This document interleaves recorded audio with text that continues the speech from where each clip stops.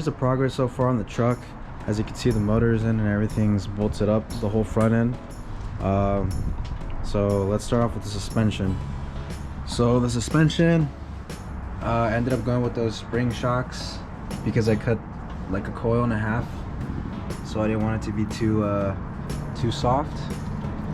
And then you could see the caliper. I painted it with the Chevy orange red. It came out more orange than red, but you can't even see it, so I'm gonna leave it for now because I'm tired of painting. But I used that same color on the valve covers.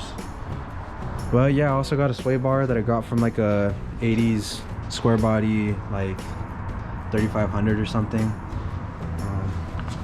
And then I got this adapter sleeve from CPP, since my inner tie rods are the 68 and then the outer ones are the square body ones. So this adapter lets you run both of those. So I thought cutting a coil and a half would drop me like 3 inches, but oh my god, I was so wrong. It's on the jack, but I'm gonna let go of it just so you guys can see how low it is.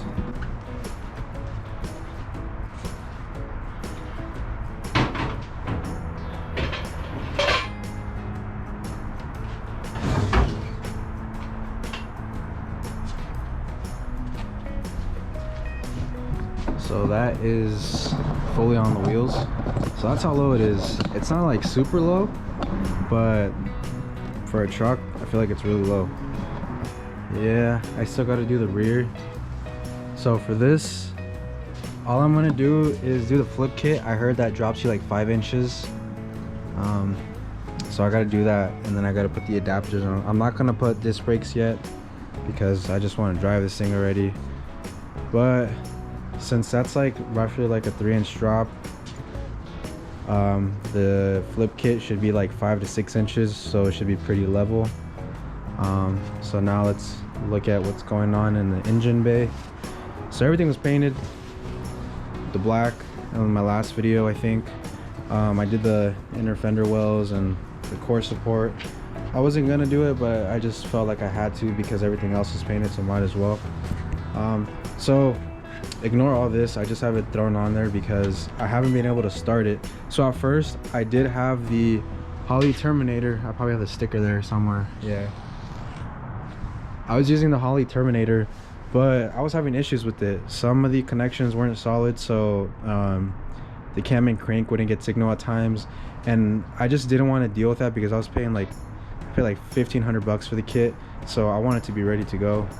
So I just returned it, and then I got my my computer flash. It's the E38 computer since the 4th gen, and then I got my harness reworked, but it doesn't get power to the ECM, so I'm gonna have the guy take a look at that. All I did was literally extend the cam sensor wires, and I actually soldered it and everything. He didn't solder a damn thing. Like, where's the relay? The relays, these things are falling out literally. They're just shoved in there.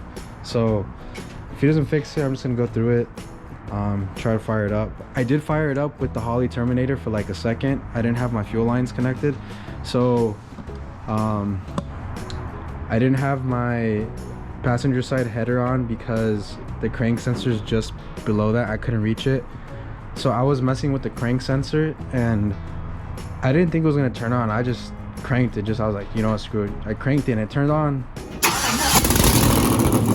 So that's why there was no header on there. But let's see, what else do we got going on here? With the Holley system, I was gonna do drive-by cable because it's a little bit more expensive to do drive-by-wire.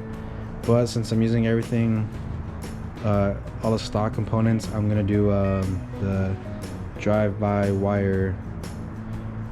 Yeah, I'm gonna do drive-by-wire, so I have to wait on an adapter to put my old throttle body right here.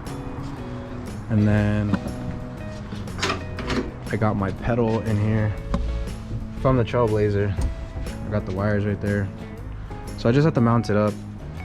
What else you got going on? Oh, I put new carpet in. I installed the Kilomat.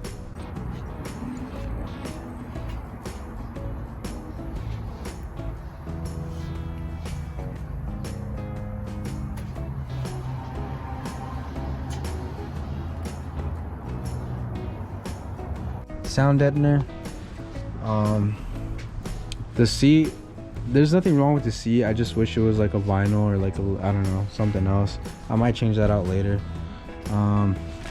There's the other header, and then here the braided fuel line or whatever lines I was using. I use those for my transmission.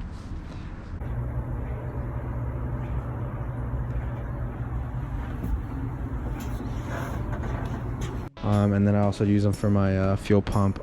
So I'm not doing a manual transmission because that's super expensive. So I'm using the 406E or 465E, whatever it's called. And I got my B&M ratchet shifter. So that should be pretty fun, even if it's not gonna be manual anymore. The front end was, someone had converted it into like a 79 and up GMC front end. So this is the old big bulky like thing that goes on top of the grill. All I did was order the correct piece, which is for a 68. So then you just have to change the hood, and I got the 67 to 68 hood. So that should go on pretty nicely. I just got this today, so it's not bolted in, but yeah, that's what it should look like with the bumper and everything. I was having issues with the radiator. I couldn't find a good fitting radiator because one, the Griffin radiators, those are super expensive. My small block radiator, the hoses wouldn't fit, and then the Trailblazer radiator, it was too tall. So I got this one. I went to the junkyard at first, and I had picked up this Silverado radiator. It was like brand new. Picked it up for like 50 bucks, but I didn't take a tape measure with me, so that ended up being the 32 or 34 inch wide radiator. I needed the 28, so this is the 28. I got an AutoZone for like 150, but at least I have lifetime warranty. I cut the little plastic tabs off the top, and then I was able to get this to secure on there. I still have to secure the bottom, but like it's solid. It's not going to go anywhere, but just for peace of mind, I'm going to put a little bracket on the bottom just to hold it in. And then for fuel pump, I just got it sitting up here, but this is the Walboro 255, something like that.